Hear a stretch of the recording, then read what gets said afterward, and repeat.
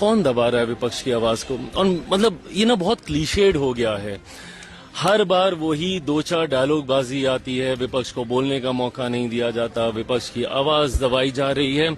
कल बार बार स्पीकर साहब के द्वारा ये आग्रह किया गया कि जो विषय रूल्स के मुताबिक नहीं है या जिसपे चेयर ने रूलिंग दे दी है, और यही परंपरा रही है ना, इसी परंपरा के आधार पर सदन चलता आया है, उनको नहीं जिक्र कीजिए।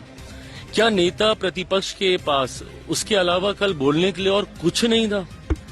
कल उनके पास सिर्फ यही एकमात्र विषय रह गया था जिसपे लेके उनको अपनी बातों को रखना था। भाई हम लोग भी सत्ता पक्ष होने के नाते हम लोग भी सुनना चाहते हैं, चलिए समझ में आ गया ये, बट उसके ऊपर रूलिंग आ गई और बात तो रखिए। ना आपके दल के लोग आपकी बात सुन पाए, ना विपक्ष का जो समर्थन थोड़े बहुत लोग करते हैं, ना वो आपका पक्ष सुन पाए। सिर्फ एक बात को लेकर या तो आप सारी बातें रखते और उसके बाद ये रखते और बोलते कि हो जाए अब इसके ऊपर हंगामा, पर नहीं, आपने अपनी बातों को भी नहीं रखा। ये दर्शाता है कि विपक्ष के पास हंगामा करने के अलावा और कुछ है ही नहीं। उनके पास सरकार को घेरने की कोई नीति नहीं है। सरकार को क्वेश्चन चलने दीजिए, क्वेश्चन आवर।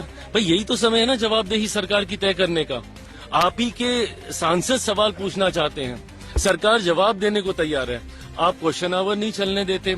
नेता प्रतिपक्ष अपनी बातों को सिर्फ हंगामे में खत्म कर देना चाहते हैं। तो जब आप चाहते ही नहीं कि सदन चले तो ये गलत सोच है। कांग्रेस ने कहा है कि फैसला वाशिंगटन ले रहा है, लग रहा है पीएम लॉन्ग लीव पर चले गए, फैसला भारत के पार्लियामेंट में होना चाहिए। ये लोग किसी भी विषय की क्रेडिबिलिटी से ज्यादा उसके आसपास भ्रम फैलाने में विश्वास रखते हैं। एसआईआर का मुद्दा एक उदाहरण है, या जी राम जी जिसके ऊपर इन्होंने इतना विवाद किया। मैंने बार बार कहा है कि आप उसके बिंदुओं पर चर्चा कीजिए ना, आपको कहां दिक्कत हो रही है वहां पर उस पर आप चर्चा कीजिए। पर नहीं, जी राम जी नाम क्यों कर दिया, नाम क्यों बदल दिया, दुनिया भर का भ्रम। उसी तरीके से अनाउंसमेंट यहां से क्यों, वहां से क्यों। जब डिप्लोमेसी होती है, कूटनीति के कई पक्ष कई पहलू होते हैं और हर चीज पर हर बिंदु पर बहुत बारीक चर्चा की जाती है। ऐसे में कम से कम अंतर्राष्ट्रीय विषयों पर भारत को एकजुट दिखना चाहिए।